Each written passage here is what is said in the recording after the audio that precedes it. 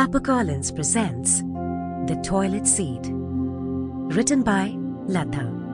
Read by Swasti Shree Sharma. Dedicated to the society that raised me. Disclaimer. The views and opinions expressed in this audiobook are the author's own, and the facts are as reported by her, and the publishers are not in any way liable for the same. This audiobook discusses themes of love, sex, heartbreak and coping, including mentions of self-harm and harmful actions.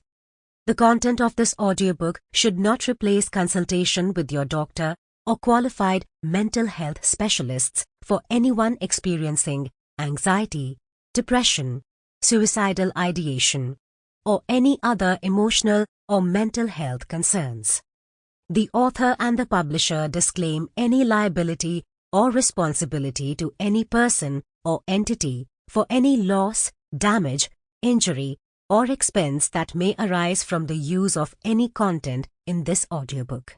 Any use of or reliance on information in this audiobook is solely the responsibility of the listener.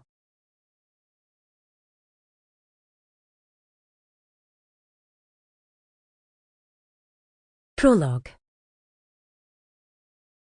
We don't think too much about sex. We are merely thinking about it in the wrong way. Alain de Botton. This book is not aimed at providing solutions to facilitate having good sex or an enjoyable life. It is also not a research-based treatise on sex. Instead, it is an attempt at a critical analysis of the way sex is generally perceived and practiced, and of the social stigma that is attached to the very word. The subject of sex has always been an intriguing one for me. I'm sure it is so for many of us, because anything that has a taboo attached to it creates an interest in us. Anything that is forbidden and suppressed builds our curiosity and urges us to know more about it, experience more of it. Many people have written about sex. In fact, I have read quite a few books on the subject. These books either talk about the physical act of sex, or they deal with sex through a physiological, philosophical, or psychological lens. I would encourage you to first read books of the latter kind, as it is not possible to enjoy lasting pleasure without understanding the real depth of the emotions connected with sex. So what is it that I am trying to do here in this book? I am just trying to examine and understand sex in a very straightforward way, and I am basing my analysis on what I have perceived through my experiences, observed in my surroundings, and heard from others. In my opinion, simple, basic things like love and sex have been clothed in unnecessary complexities, creating havoc in our lives and society. Like most of us, I too grew up in a family where sex was never discussed. I have never seen any physical intimacy between my mother and father, or any of the married couples among my relatives, neighbors, or friends.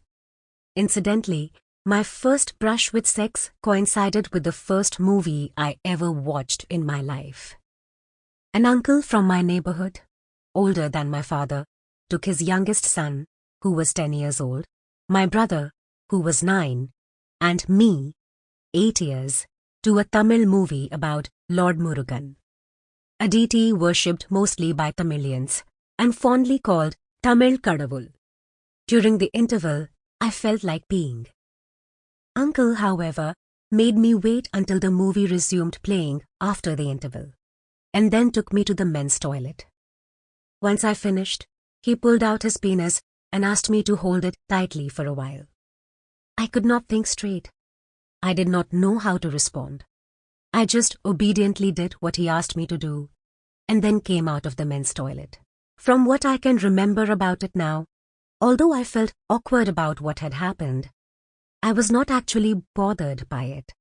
However, I stopped going to this uncle's house after that. Then there was another incident, involving another neighbor who was studying. Sample complete. Ready to continue?